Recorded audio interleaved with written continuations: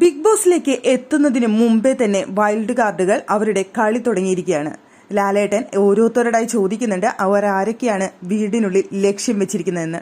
പൂജ പറയുന്നുണ്ട്, എനിക്ക് കള്ളം പറയുന്നവരെ ഇഷ്ടമേ അല്ല, വായ തുറക്കുന്നത് കള്ളം പറയാൻ മാത്രമായിരിക്കുന്ന ജിൻഡോയാണ് ലക്ഷ്യം വെച്ച് വന്നിരിക്കുന്നതെന്ന് പൂജ പറയുന്നുണ്ട്. സായി കണ്ടിട്ട് തിരിച്ചറിയുന്നേയില്ല.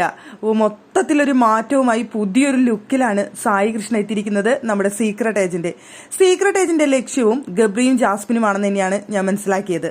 അതുപോലെ തന്നെ അഭിഷേകും പറയുന്നുണ്ട്, പ്രണയമുണ്ടെങ്കിൽ അത് തുറന്നു പറയണം, അല്ലാതെ ഇങ്ങനെയുള്ള കോപ്രായങ്ങളല്ല വേണ്ടതെന്ന് അവിടുന്ന് തുറന്നു പറയുന്നുണ്ട്. അതുപോലെ തന്നെ നന്ദന പറയുന്നുണ്ട്, എനിക്ക് ഈ ഇങ്ങനെയുള്ള ആൾക്കാരെ ഇഷ്ടമല്ല, ഞാൻ അവളെ പൊളിച്ചടുക്കും എന്ന് പറഞ്ഞുകൊണ്ടാണ് നന്ദനയുടെയും വരവ്.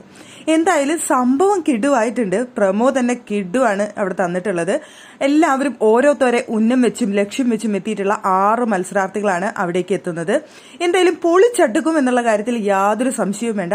ഇതുവരെ നനഞ്ഞ പടക്കമായിരുന്നു എന്നുണ്ടെങ്കിൽ ഇനി ഇവിടുന്ന് അങ്ങോട്ട് അത് തൃശ്ശൂർ പൂരത്തിന്റെ വെടിക്കെട്ട് തന്നെയായിരിക്കും കാണാനായിട്ട് പോകുന്നത്. അതുപോലെയുള്ളൊരു പ്രമോ ഒക്കെ കൊണ്ടുവന്ന് തന്നിട്ടുണ്ട്. പ്രതീക്ഷകൾ പ്രേക്ഷകർക്ക് തന്നിരിക്കുകയാണ്. വൈൽഡ് കാർഡുകൾ എല്ലാവരും തന്നെ പൊളിച്ചടുക്കും എന്നുള്ള കാര്യത്തിൽ യാതൊരു സംശയവും വേണ്ട.